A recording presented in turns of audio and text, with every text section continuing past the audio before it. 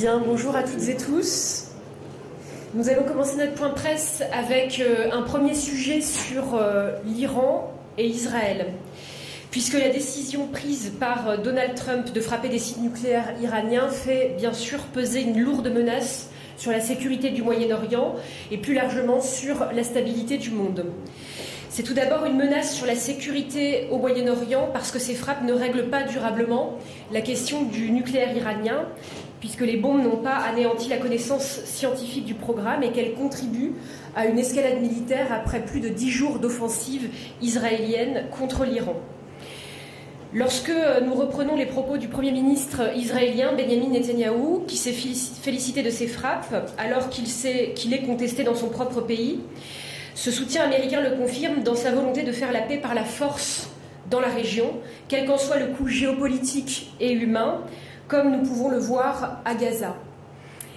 Et de l'autre côté, en Iran, le régime des mollahs trouve dans cet épisode une occasion inespérée de souder son peuple, de détourner l'attention du monde de la répression sanglante du mouvement que vous connaissez tous, Femmes, Vie, Liberté, et de ces actions qui ont été depuis des décennies des facteurs de déstabilisation géopolitique au Proche comme au Moyen-Orient.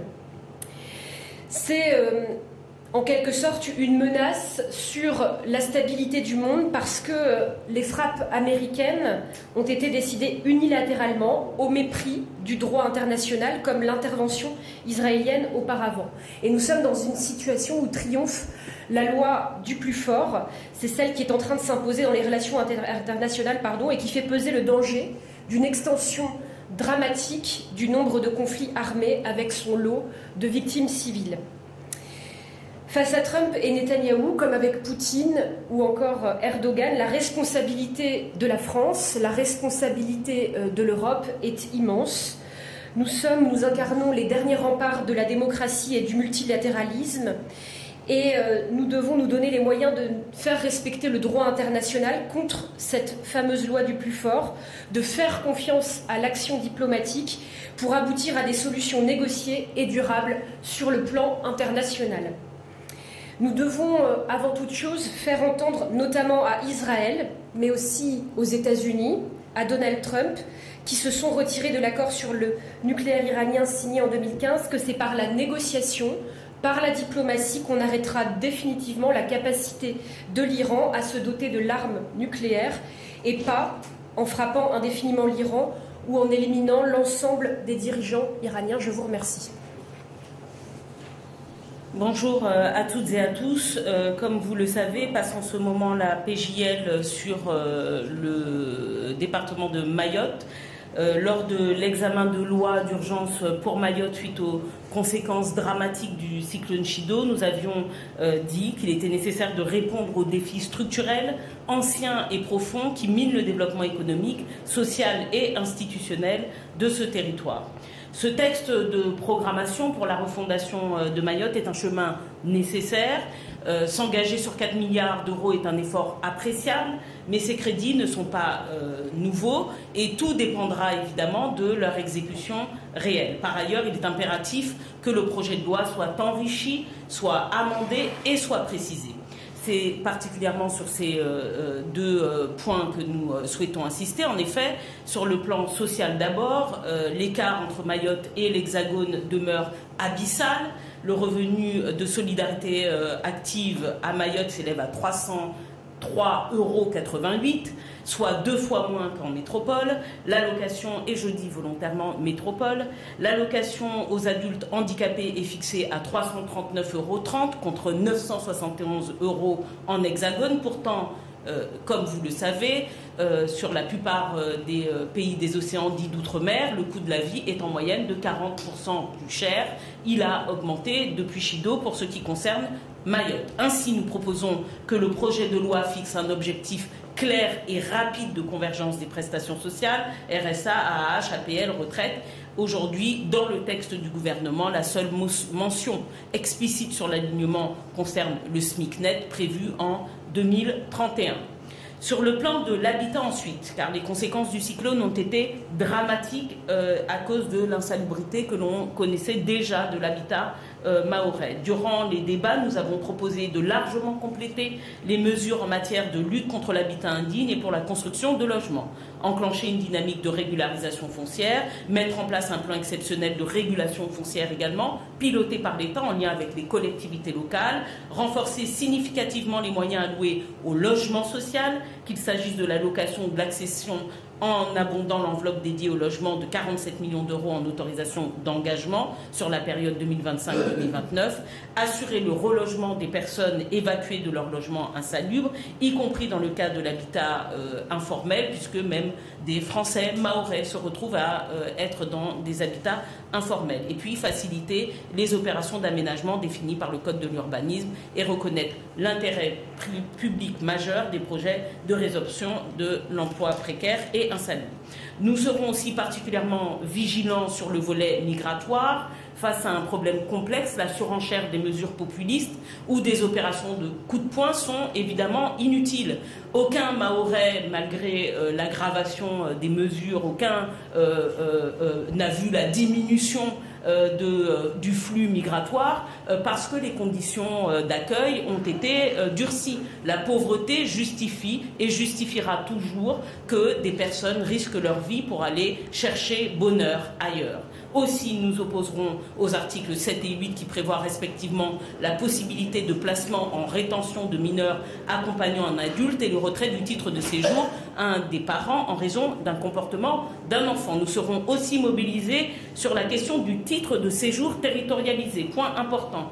Ce dispositif, qui ressemble d'ailleurs à une république coloniale, empêche donc la migration de pouvoir se faire au-delà du territoire de Mayotte et notamment sur le territoire hexagonal. Donc, on pleure pour Mayotte, on dit opération de coup de poing, mais en même temps on dit non, non, la France hexagonale et continentale n'accueillera pas la migration dont souffre aujourd'hui Mayotte et ne fera pas d'efforts. Nous défendrons donc une abrogation dès la promulgation de la loi de cette mesure. Et puis, en l'état, le projet de loi ouvre une opportunité, nous en avons bien conscience, et pour la première fois, il précise que Mayotte ne peut plus attendre. Et en effet, Mayotte, comme tous les pays des océans, ne peut attendre les caprices des gouvernements successifs pour accéder à un minimum d'égalité et à ce que promet la République. Merci.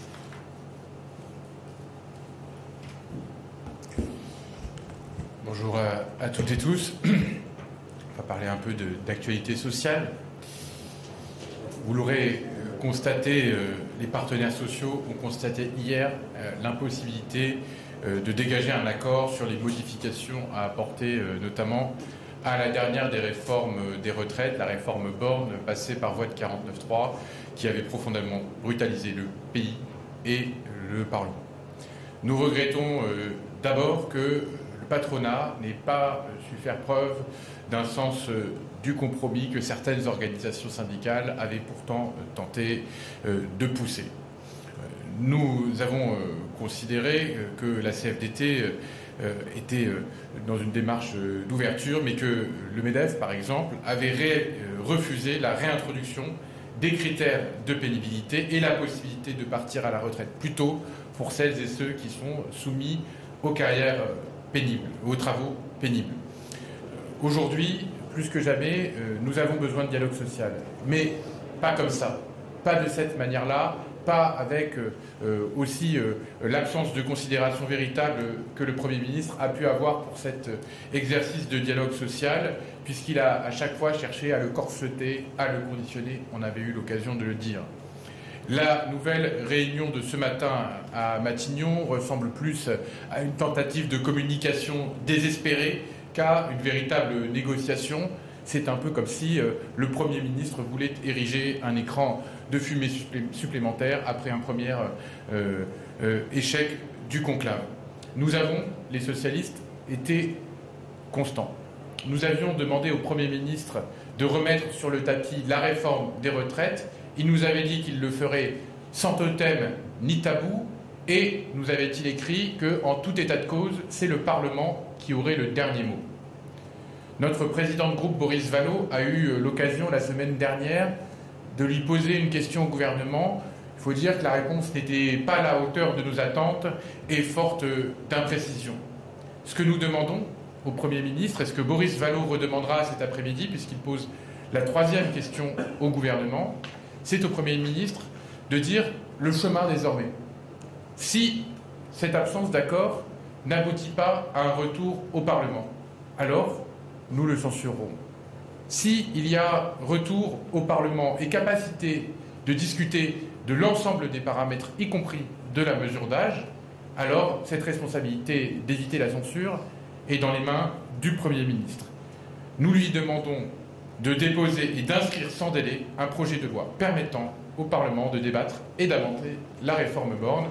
Voilà la position des socialistes, d'abroger la réforme Borne. Voilà la position des socialistes. Dans quel délai? Sans délai.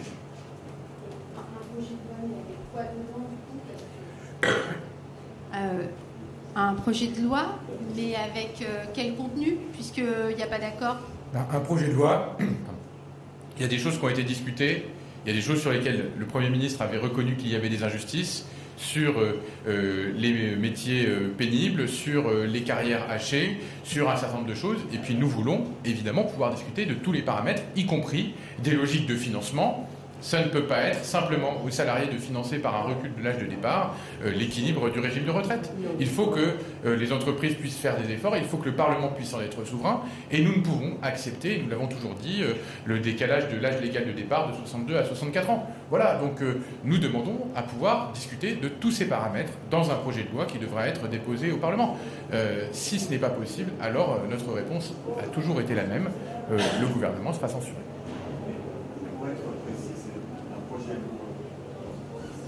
Pour être précis, c'est un projet de loi portant sur l'abrogation de la réforme de retraite ou un projet de loi portant de manière générale sur les retraites et le financement des retraites? C'est un projet de loi portant plus largement de manière générale, mais qui doit permettre au Parlement de discuter de l'âge légal de départ et de revenir, puisque le Parlement doit être souverain là-dessus, sur les 64 ans. C'est ce que nous avons montré il y a 2 semaines par la proposition de résolution à l'initiative du groupe GDR, qui permettait de montrer qu'il y avait une volonté du Parlement de refuser le décalage de l'âge de départ de 62 à 64 ans. Donc cette question ne peut pas être absente du débat au Parlement. Il apparaît que dans le conclave, durant le conclave, cette histoire de 64 ans a été mise de côté. Oui, mais c'est d'ailleurs un problème. Et nous avions demandé, et le Premier ministre s'était engagé à revenir au Parlement sans thème ni tabou, y compris sur la question de l'âge légal de départ. Il faut que le Parlement puisse trancher. Si jamais François Bayrou ne propose pas de revenir devant l'Assemblée, est-ce que vous déposerez votre propre motion de censure ou est-ce que vous êtes prêt à voter une motion de censure commune avec le reste du NFP? Alors, il ne vous aura pas échappé que les socialistes ont une position constante depuis le mois de janvier et que nous la tiendrons et que nous serons à l'initiative d'une motion de censure si d'aventure le Premier ministre ne répond pas favorablement à notre demande. Quand vous dites Quand vous dites sans délai, on est bien d'accord que c'est donc avant le 11 juillet que ce projet de loi devrait être déposé. Sans délai, c'est sans délai. Merci.